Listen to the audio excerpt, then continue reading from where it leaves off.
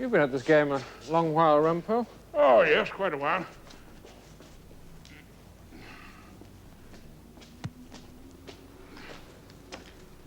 You never thought of taking silk? What? Rumpole QC? Not on your Nelly. Rumpole queer customer, that's what they'd be bound to call me. You could, you know, with your seniority. Morning, sir. Oh, I dare say. If I played golf with the right judges, put up for Parliament, they might make me an artificial silk. Or, at any rate, a nylon. Oh, I'm sorry, I forgot. You did put up for Parliament. Yes. You've never thought of it? No, never. I have the honor to be an Old Bailey hack. That's quite enough for me. Lord Athley died.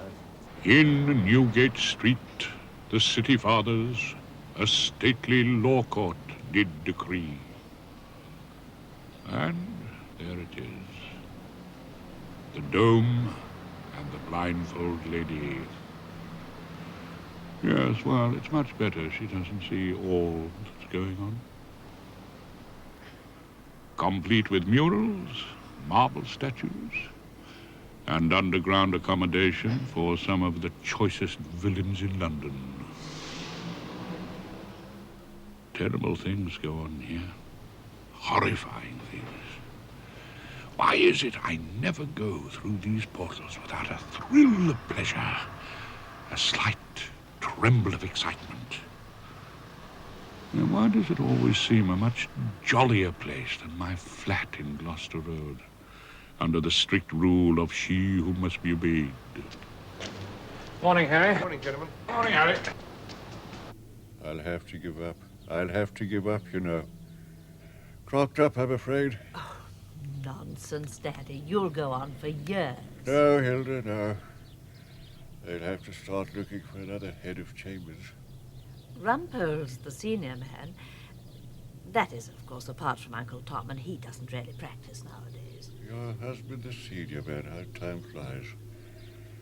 I recall when he was the junior man, my pupil. You said he was the best youngster on bloodstains you'd ever known. Rumpole, oh yes, your husband was pretty good on bloodstains. Shaky, though, on the law of landlord and tenant. What sort of practice is Rumpole now? Oh, he has a tremendously busy practice. Rumpole hardly ever stops. He's in court today. Which court? I believe today it's, the Old Bailey. It's always the Old Bailey, isn't it? Most of the time, I suppose so. Not a frightfully good address, the Old Bailey. Not exactly the SW1 of the legal profession.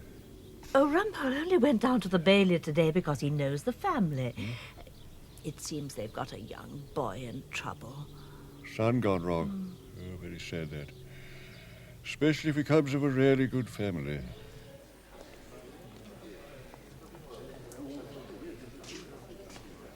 Ah, the Timsons, en famille in all their glory. It's like an old school reunion. I've never seen so many ex-clients at one go. Mr. Rumpole. Oh, Mr. Bernard. You're instructing me. Always in a Timson case, Mr. Rumpole. Oh, nothing but the best for the Timsons. Best solicitor, best barrister going. Yeah. Shall I do the honours? Yes, do. There's Vi, my wife. I've got Vi off on a handling charge after the Croydon bank raid. Well, there was really no evidence. Uncle Cyril. Long time What was his last outing exactly? Carrying housebreaking instruments by night? Uncle Dennis. Oh, you remember Den, surely, Mr. Oh, Rumpole. yes. Conspiracy to forge logbooks. And Den's Doris. Would it have been receiving a vast quantity of stolen scampi? Yes, acquitted by a majority. Yours truly, Frederick Timson, the boy's father. Oh, we had a slip-up with Fred's last spot of bother. I was away with flu. Well, shall we all sit down? George Frobisher took it over. He got 3 years. Oh, he must have only just got out. So, now you know the whole family, Mr. Rumpole. A family to breed from, the Timsons. Without them, the Old Bailey'd go out of business. From time to time, I'm quite sure you're going to do your very best for our young Jimbo. He's a good boy. He was ever so good to me while Dad was away. Head of the family at 14, with Dad off on one of his regular visits to Her Majesty. It's young Jim's first appearance, like, at the Bailey. His bar mitzvah, his first communion. All those other boys got clean away with it. Yes, well, that's a bit of luck. They can't be asked if Jimbo was one of the party. The identification by the butcher is pretty hopeless. Yes, well, would you have a photographic impression of a young hopeful that struck you on the skull with a cricket stump? Well, all they've really got is this alleged confession that Jim made to Peanuts Malloy. Peanuts Malloy, little grass. Yeah, old Chalky White fed him up with that one, didn't he? Chalky? Chief Detective Inspector White, L Division. Well, why would Inspector White want to fit up your Jimbo exactly? Well, because he's a Timson, Mr. Rumpole. Yeah, because he's the apple of our eye, like. Being as how he's the baby of the family. But Chalky'd fit up his own mother if he'd get him a smile off his superintendent, you know. Morning, Fred. Morning, Chief Inspector. Morning, Mrs. Timson. Morning, Chief Inspector. Mr. Timson, I think we'll shift our ground. Remove, good friends.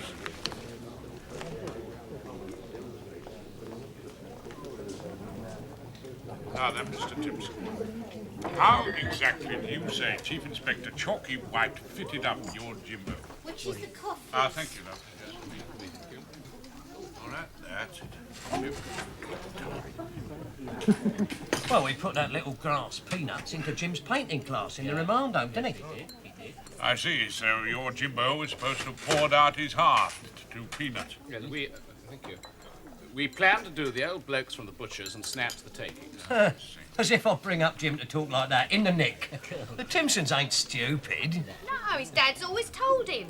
Never say a word to anyone you're banged up with. Bound to be a grass. That's right. Fred's always brought the boy up proper, ain't he, Dan? Oh, just like he should be. Yeah, and especially the Malloys. They're noted grasses, that family. Always have been. The Malloys is beyond the pale. Right. Well known for it. Look, how did this family feud begin exactly? Well, Peanuts' granddad. He shot my old father over the Streatham Co-op robbery. Whoa, pre-war that was, wasn't it? Streatham Co-op, kid. I believe I was in that. Ah, yes, there wasn't much honour shown among thieves, if I remember. Then you can understand, Mr. Rumpole. No Timson has even spoke to a Malloy ever since. Now, you're quite sure that your Jimbo wouldn't say a word to Peanuts? I can give you my word of honour on it, Mr. Rumpole. Ain't that good enough for you? No Timson would ever speak to a Malloy, not under any circumstances. No. No, never. Me? Speak to Peanuts? Yeah. No, Timson don't ever speak to no Malloy. It's a point of honour, like. Ever since the Streatham Co-op case, eh? Your grandfather. Dad told you about that, did he? Yes, Dad told me. Well, he wouldn't let me speak to no Malloy. Well, he wouldn't put up with it, like. Well, Jimbo, what's the defence? Well, I never done it. That's an interesting defence. Somewhat unusual, isn't it, as far as the Timsons are concerned? I've got my alibi, and I. Ah, yes, your alibi. Dad reckoned it was pretty good, my alibi. Yes, let's hear it again. Straight after school on that Friday, June the 2nd, I went up to tea at my Auntie Doris's and arrived there at exactly 5:30. At 6 o'clock, my Uncle Den came home from work, accompanied by my Uncle Cyril. At 7 o'clock, when this alleged crime was taking place, I was sat round the television with my auntie and two uncles.